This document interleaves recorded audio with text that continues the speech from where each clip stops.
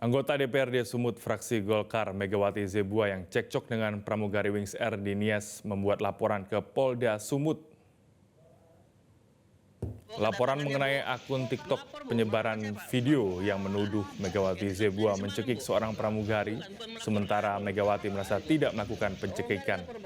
Pelaporan itu pun diketahui pada Rabu malam kemarin. Dan tindakan itu diketahui dalam edaran video yang didapat Megawati Zebua bersama tim kerjanya keluar dari SPKT Polda Sumut.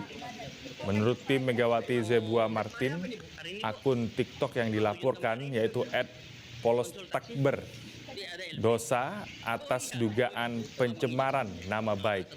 Dirinya menyebut narasi video yang dibuat akun ini memicu kegaduhan. Akun yang tersebar itu yang ini masih ada video. TikTok bang ya? Di TikTok. Jadi itu sudah kita laporkan bang ya? Kita laporkan aja dulu. Kita laporkan dulu bang, biar tahu kemana-mana aja mereka melapor. Oh, jadi penyebaran itu bang sudah ada, kita somasi beberapa media itu bang, Instagram bang? Kita bukan somasi ya, misalkan. Yang kemarin bang, Instagram kemarin yang tayang sekarang kan banyak kali itu bang. Oh, kita nggak berpedoman di situ karena awal mulanya di sini. Dari polos foto ini oh bang ya. Oh, bang harapan kita apa bang? Izin bang, harapan kita bang. Kalau harapan kita ini ya harusnya kalau seandainya dapat penyelesaian ke depannya itu lebih bagus daripada jadi asumsi publik ini.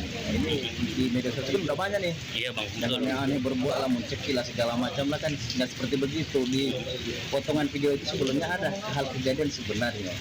Bukan sebenarnya mencekik, tapi itu kan hanya mendorong. Gara-gara ada sebelumnya itu kronologisnya si kakak kita itu si Megawati ada paksaan itu disuruh turun itu. Jelajahi cara baru mendapatkan informasi. Download Metro TV Extend sekarang.